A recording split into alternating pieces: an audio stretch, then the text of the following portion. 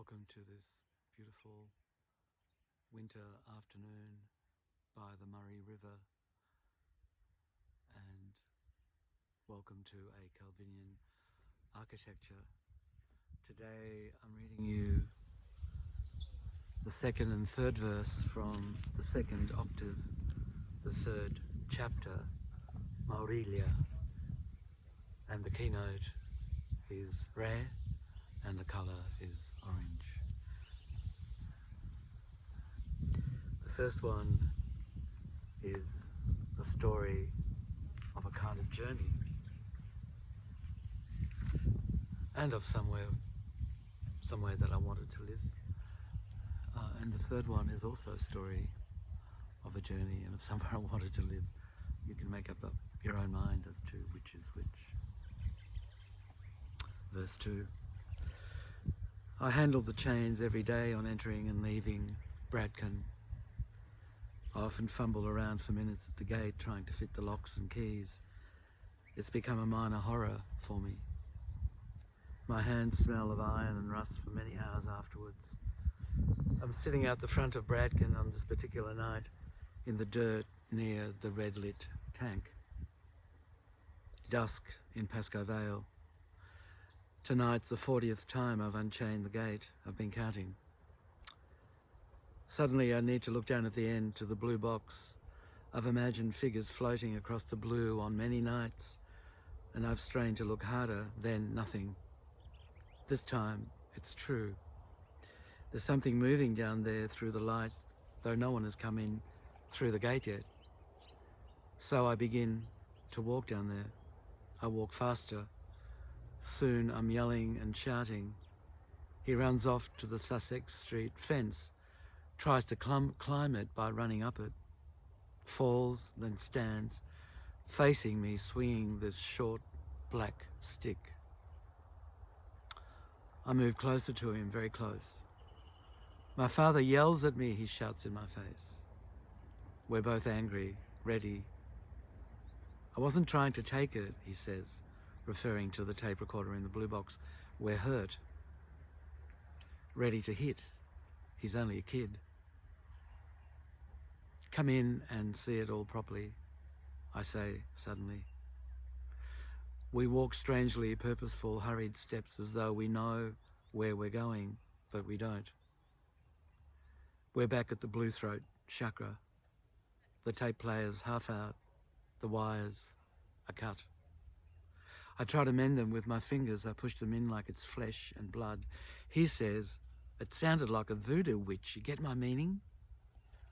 I can't speak. You going to call the cops on me? He asks. I don't want to call anyone. I want to keep very still, very quiet. You probably don't believe me, he says. We walk in silence down to the end of the spine. What is this anyway? It's weird. After a while, I silently agree with him. It is weird.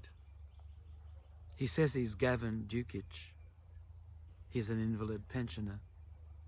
His father is Serbian, always watches the news on Channel 9 and tapes SBS World News, doesn't speak to him ever. Gavin then says as he turns and walks out, back soon. Vanishes, gone forever, I think. Leaves behind an upturned idea of impregnability, or maybe I didn't ever have one.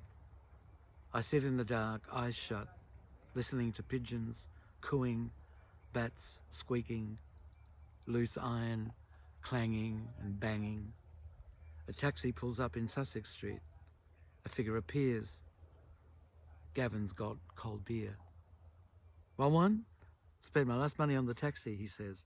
I'll walk all the way back to Coburg. He smiles. We drink. Next night he's back with his mother and sister and niece and a bag full of cartoons he's drawn.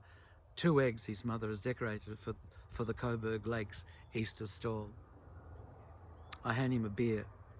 Wait till me mum goes, he whispers. I'm on medication. I nod. He comes every night to whittle under the red light. He gives me the leaf spear he makes, puts some quick texture pen decorations on it like Māori symbols. Yeah, he says, I got plenty. I ask him whether he's sure he wants to give it away. Well, I'll decorate it more if you like. Then he tells me, everything's an art, right? Yeah, who's the artist then? I promptly reply. He looks at me like I'm stupid. Then slowly, God, of course. He looks away, shakes his head and mutters. He learns the up harmony of a Bulgarian love song and practices on me. I'll go and surprise me dad, he asks. Then memorizes the words. Is Bulgarian Yugoslav? He asks. Last night we played Hang the Butcher. Wicketkeeper was the word. He loved the fun I was having. Have to go now, he says. It's 8:25 p.m. Final impacts on TV. He's been practicing martial arts all night, beating tree trunks with his stick, holding positions for minutes in the darkness. See ya, I say. Yeah, bye, says Gavin. Then, will you be here tomorrow night? I'll be here, I answer. He walks off, turns towards me in the darkness, and all in one breath says this. Hey, does this sound funny to you? When you go from here, will you still be my friend? He smiles, then walks off down the spine. Outside, cars in Sussex Street are urgently racing home to fragile safety. The impregnable fortress. The fire, wife, husband, friend, partner, children. The breeze has picked up now, and the 8:25 p.m.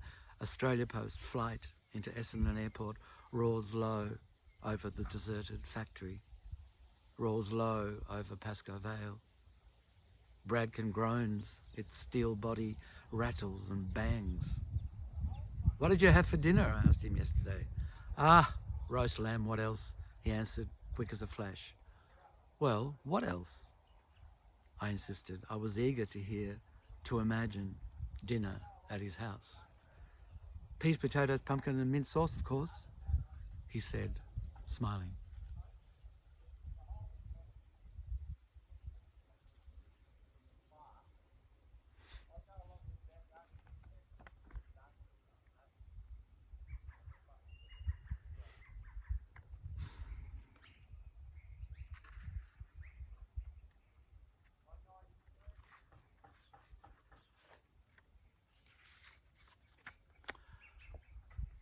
That's all I have time for today. That was a longish story. They're building a house across the river. I can hear them chatting and hammering nails into the timber.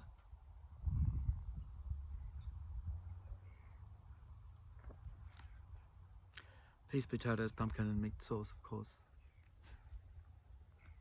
I love that. I wonder where Gavin is now. I looked him up a while back, but I couldn't find any trace of him. Until tomorrow, when I'll read you the second story, the third story from the second octave, third chapter, Maurilia, and then I'll read you a story from the fourth chapter, second octave, Fedora.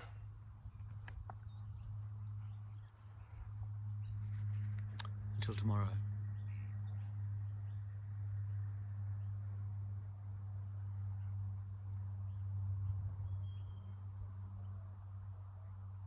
I wish that you could all drink in this beautiful moment with the water and the birds.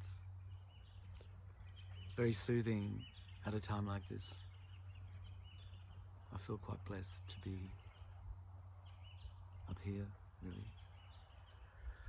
But then we have to be with ourselves anywhere we are.